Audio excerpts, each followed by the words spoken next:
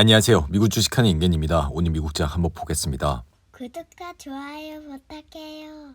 오늘 시장은 트럼프가 주요 국가에 관세 서한을 보낸 데 이어 구리에 50%의 관세를 부과하는 무역 관련 발표를 쏟아냈지만 주식시장의 흔들림은 제한되는 모습을 보였고 이에 3대 지수는 혼조세로 마감을 하는 모습을 보여줬는데요. 여기에 트럼프는 상호 관세 유예 시한이 연장되지 않을 것이라고 밝히며 관세 발언을 쏟아내 증시는 이제 하락세로 전환은 했지만 장중 내내 낙폭은 제한이 되면서 나스닥은 이날도 상승으로 마감하는 모습을 보여줬습니다.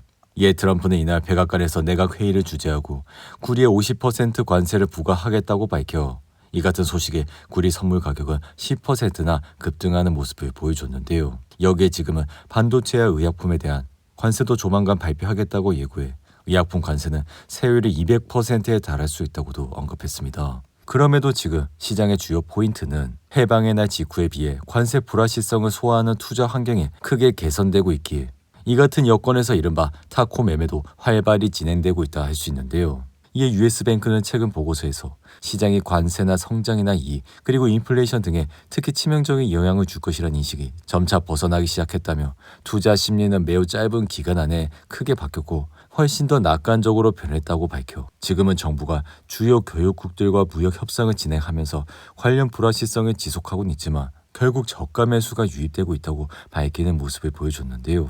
여기에 이토르의 블랙캐럿은 무역전쟁 관련 헤드라인이 다시 탄력을 받고는 있지만 그렇다고 해서 3월 말이나 4월 초와 같은 상황이 반복된다는 의미는 아니라며 협상이 계속될 것이라는 신뢰나 시한 연장 가능성이 있다며 시장은 이러한 헤드라인을 계속 무시할 수 있다고도 밝혔습니다. 이에 상황이 정말로 무너지지 않는 이상 5에서 10% 조정을 일반 투자자들에게 매수의 기회로 받아질 가능성이 높다고 판단했는데요. 이에 UBS 글로벌 역시 지금의 관세 수준은 연초 대비 여전히 높게 유지될 가능성이 크고 이에 따른 헤드라인 리스크도 지속되겠지만 결국에는 미국의 실질 관세율이 연말 약 15% 수준에서 마무리될 것이라 이는 성장에는 역풍이 될 수도 있지만 경기 침체를 촉발할 정도는 아닐 것이라 밝혔습니다. 이에 테슬라의 주가도 이날 1% 이상 올라 297달러까지 올라왔고 장중한 땐 304달러까지도 올라가 다시 한번 300달러를 돌파하는 모습을 보여줬는데요. 그럼에도 불구하고 다시 장 막판 매도세가 나타나며 결국에는 300달러를 돌파하지 못하고 마감을 하는 모습을 나타냈습니다. 이에 지금은 확실히 머스크의 정치 활동이 도를 넘었다는 비판이 확산되고 있고 대표적 테슬라 분석가인 댄 아이브스 역시 이날 투자자 노트를 통해 머스크의 정치적 야심과 행동을 둘러싼 새로운 규칙을 지금 당장 정립해야 한다며 그는 이사회가 머스크의 새로운 보상안을 마련해 테슬라 내 의결권을 현재보다 2배 가까이 확대하는 대신 결국 머스크가 테슬라에 투입해야 할 최소 시간도 명확히 지정해야 된다고 밝혔는데요. 이 아이브스의 경고는 머스크가 트럼프와의 갈등을 공개적으로 드러난 이후 테슬라의 주가가 급락한 데 따른 것으로 지난 한 달간 누적 하락폭은 10%가 넘는 수준이라 할 수 있습니다. 이에 머스크는 아메리칸 창당을 선언하며 본격적인 정치 행보에 나서고 있어 트럼프 감세안을 촉발된 두 사람의 갈등은 미국의 정치 지형 전체를 뒤흔들고 있기에 머스크는 그동안 트럼프의 감세안이 국가 부채를 거의 4조 달러 증가시켰다 비판하며 결국 머스크와 트럼프 사이의 긴장 구조는 테슬라의 주가에 위협을 가하고 있다 할 수 있습니다. 이에 월스트리트는 이러한 상황에 대해 머스크의 신당 구상은 트럼프의 핵심 후원자이자 최측근이었던 억만장자가 이제는 그에게 정면으로 도전하는 시도라며 제3당 후보가 대통령에 당선된 적은 없지만 주요 정당의 표를 가져가는 방해꾼 역할을 할 수도 있다 평가했는데요. 이에 트럼프 역시 지난 5주간 사실상 열차 사고처럼 머스크는 완전히 제어불능 상태였다며 미국에서는 제3당이 성공한 전례는 없고 제도 자체가 이를 염두에 두고 설계되지 않았기에 이러한 일은 전면적인 혼란과 파괴를 일으키는 것이라고 언급했습니다. 이에 이러한 상황이 계속 이어지게 된다면 저의 생각은 트럼프가 결국 테슬라와 맺은 계약과 보조금 등 각종 혜택을 재검토할 가능성도 있기에 지금은 자율주행 미래가 눈앞에 다가오고 AI 혁명이 본격화되는 가운데 머스크는 더 트럼프를 자극할 필요는 없다 생각이 들며 만약 이러한 정치적 싸움이 2026년 중간 선거를 앞두고 더 격렬해진다면 결국에는 트럼프는 테슬라에 더 많은 장애물을 만들어낼 수 있다고 생각이 듭니다. 여기에 현재 테슬라는 2분기 글로벌 자동차 판매량이 급격하게 내려가고 있어 앞으로는 전기차에 대한 보조금 역시 폐지가 될 것이라 이렇게 된다면 테슬라의 수익성이 손상이 돼 결국에는 펀더멘탈 요소가 점점 더 좋지 않을 가능성이 높다고 할 수 있는데요.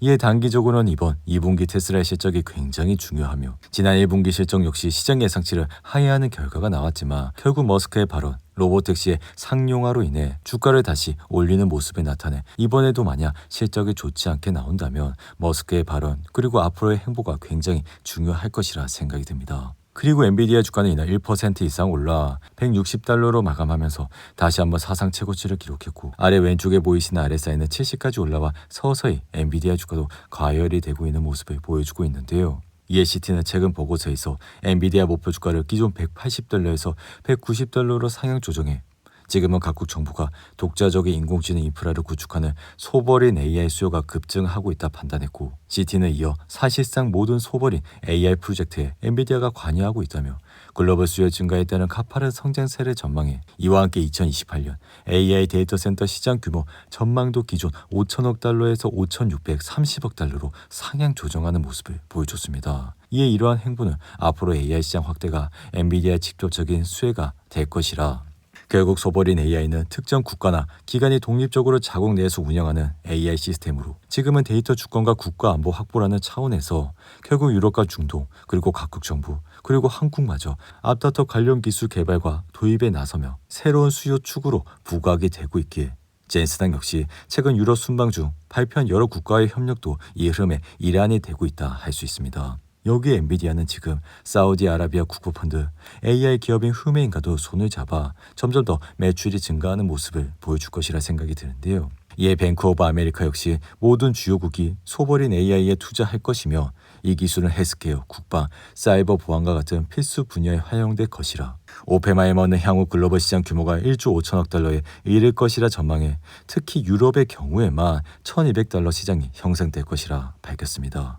이 엔비디아의 주가는 지속적으로 상승을 하고 있고 지금은 신고가마저 돌파하고 있는 상황에 기관과 투자자들의 매수세는 연일 들어오고 있다 생각이 드는데요. 이에 저는 엔비디아 주가를 앞으로도 긍정적으로 보고 있기에 지금 160달러의 가격은 크게 높지 않다 생각이 들며 그럼에도 항상 이렇게 좋은 주식들이 올라가는 것처럼 보이지만 단기적으로는 트럼프가 또다시 반도체 폭멸별 관세를 발표할 예정이기에 이러한 관세 정책이 다시 시장을 흔들게 되면 엔비디아 주가 역시 흔들릴 수 있기에 그러한 타이밍 때 또다시 이러한 좋은 주식을 담아가면 된다고 생각이 듭니다. 이에 나스닥은 이날도 상승을 하면서 2만 선을 유지하고 있고 사실 지금은 전술적 강세를 유지하고 있기에 만약 시장에 조정이 와도 그러한 조정은 하락의 매수 기회로 찾아올 수 있어 이에 단기적으로는 나스닥은 2분기 어닝 시즌이 굉장히 중요하다 할 수 있으며 현재 미국 증시의 밸류에이션은 향후 12개월 이익 추정치의 22.9배 수준까지 높아졌기에 이러한 높은 밸류에이션이 더 높아지거나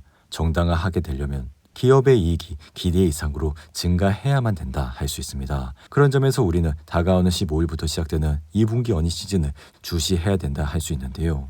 그리고 팔란티어는 소폭 상승을 하며 139달러까지 올라왔고 사실 장중한 때는 135달러까지 내려가며 잠시 흔들리는 모습도 나타냈지만 다시 한번 주가는 반등을 하면서 여전히 좋은 흐름세를 이어가고 있다 할 수 있습니다.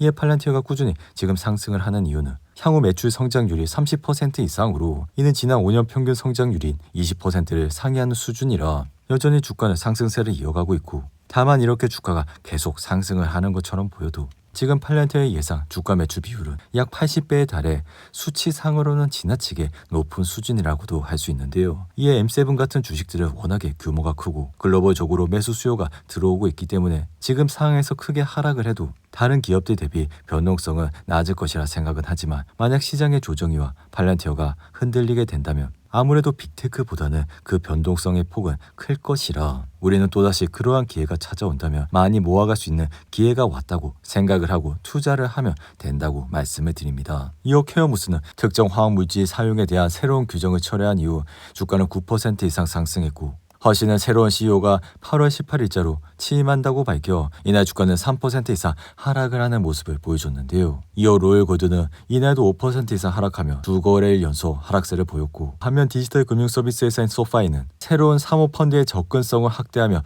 대체 투자 접근성을 확대한다고 밝혀 이날 주가는 4% 이상 올라가는 모습을 보여줬습니다. 이어 클라우드 보안 기업인 데이터독은 구겐하임이 투자 의견을 중립에서 매도를 하향 조정하며 4% 하락했고 구겐하임은 인공지능 기업인 오픈AI가 자사기술 요구 사항을 일부 자체 솔루션으로 구축할 경우 데이터독이 오픈AI로부터 상당한 매출 손실을 입을 것이라 밝혔는데요. 이어 JP모건과 골드만삭스 그리고 뱅크 오브 아메리카는 HBC가 투자 의견을 보류해서 하향으로 조정한 이후 이날 주가는 3% 가까이 하락을 하는 모습을 보여줬습니다. 오늘도 8분이 넘는 긴 영상 끝까지 시청해 주셔서 감사하고요. 가시기 전에 구독과 좋아요 잊지 마시고 그럼 저는 다음 영상에서 찾아뵙겠습니다. 감사합니다.